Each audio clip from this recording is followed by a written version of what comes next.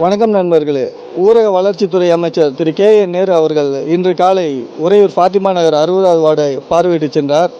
இறந்த குடும்பத்திற்கு காசோலை வழங்கிவிட்டு அங்கு இருக்கும் மக்களிடம் குறைகளை கேட்டறிந்தார். அவர்கள் குறைகளை கேட்டறிந்த பிறகு முழுவீச்சில் வேலை நடைபெற்று கொண்டிருக்கிறது. ஊருக்குள் இருக்கும் அந்த நீரை வெளியேற்றுவதற்காக ஜேசிபி இயந்திரத்தை கொண்டு கரை நடுவே பறிக்கப்பட்டு முழு நீரும் அதிவேகமாக வெளியேற்றப்பட்டு கொண்டிருக்கிறது. இன்று இரவுக்குள் முழுவதுமாக நீர் வெளியேறும் என்று நம்பப்படுகிறது.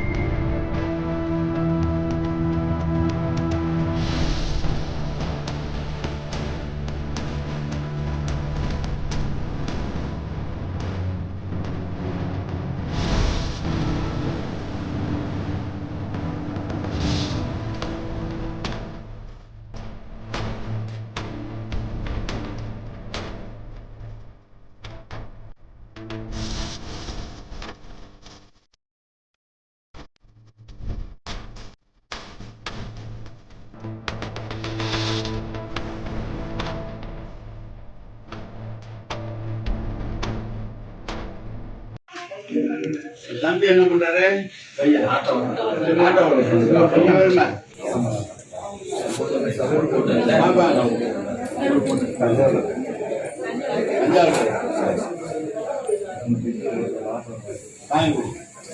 பெரிய ஆட்டோ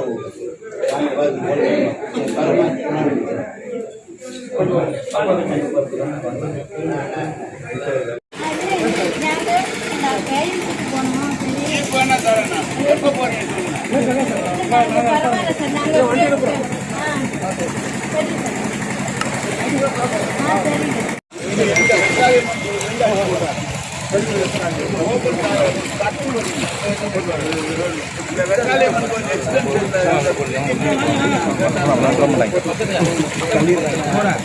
என்னடா வழி எவனை வந்து எந்த நேரம் ஈஸியாக வந்து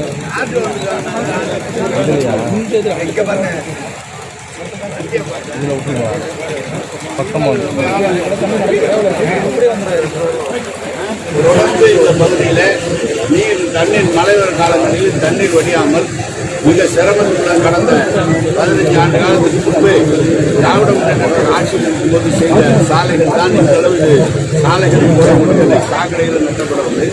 இந்த முறை அங்கிருந்து வெக்காளியம்மன் கோயிலில் இருந்து கோரையாறு வரை முழுமையாக 2 புறங்களும் கழிவுநீர் ரோடை கட்டப்பட்டு சாலைகள் சீரமைக்கப்படும்.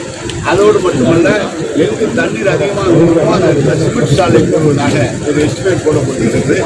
அது இதுவரை 18 கோடி ரூபாய்க்கு இது ஆகும் என்று செலவு எதிர்பார்க்கப்படுகிறது.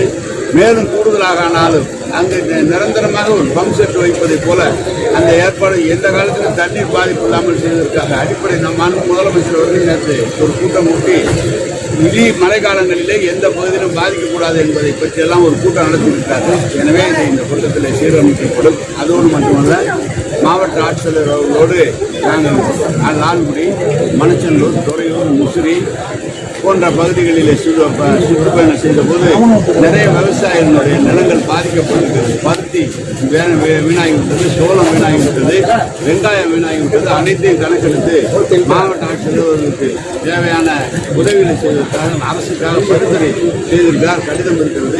எனவே அரசு அறிவித்தவுடன் அவர்களுக்கு அந்த பரிந்துரை செய்யப்படுகிறபடி அந்த பணம் கொண்டு வந்து நகர்ப்புற உள்ளாட்சி தேர்தல் ஆணையம் அறிவித்தார்.